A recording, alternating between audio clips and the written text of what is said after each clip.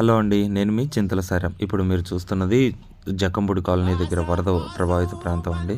ఈ ప్రాంతం చాలా దారుణంగా మునిగిపోయింది. దేవినమ్మ గారితో పాటు బుడమేరు వరద ప్రభావిత ప్రాంతాలను చూడటానికి వెళ్ళాం మొత్తం. అక్కడ వారికి ఫుడ్ ప్యాకెట్స్ పంపిణీ చేయడం జరిగింది. గొల్లపూడి గ్రామ తెలుగుదేశం పార్టీ తరపు నుండి నాయకులు దేవినమ్మ గారు, యార్లగడ్డ వెంకటరావు గారు, తర్వాత చంద్రబాబు గారిని తీసుకొని వెళ్ళడం జరిగింది. అక్కడ చంద్రబాబు గారు చూసిన తరువాత కొన్ని గంటల వ్యవధిలోనే హెలికాప్టర్లు దిగిని ఫుడ్ డిస్ట్రిబ్యూషన్ జరిగింది చాలా వరకు.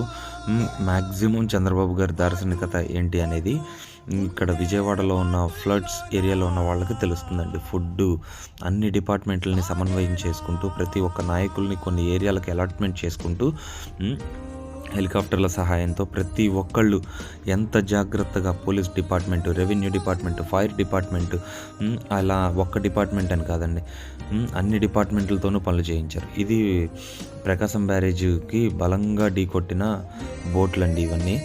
ఈ బోట్లు చాలా డేంజర్గా తగిలినాయి. దానివల్ల ఎంత ప్రమాదం మిస్ అయిందనేది చాలామందికి తెలుసు. చంద్రబాబు గారి ముందు జాగ్రత్త అండి ఈ ఫుడ్ డిస్ట్రిబ్యూషన్ అండి. ఇదంతా లారీలు కూడా కొన్ని లారీలు వెయిటింగ్ అండి ఇక్కడ.